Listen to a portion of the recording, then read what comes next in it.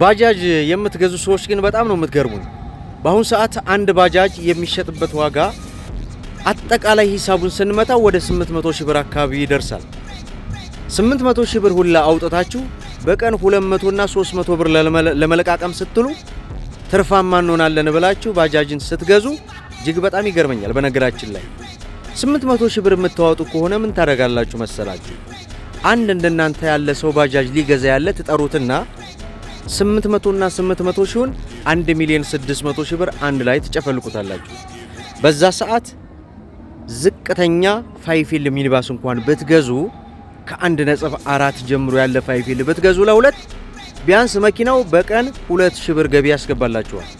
ያ ማለት 1,000 ብር ትካፈላላችሁ ማለት ነው። ባጃጅ ግን ገዝታችሁ ወገቤን ያዘኝ ወገቤን ቆረጠኝ ነው። በቀን 200 300 ብር ለምሳ እንኳን አይሆናችሁም። ስለዚህ ባጃጅን እንግዛ ትርፋማ እንሆናለን የምትሉ ሰዎች ግን ልታስቡበት ይገባል።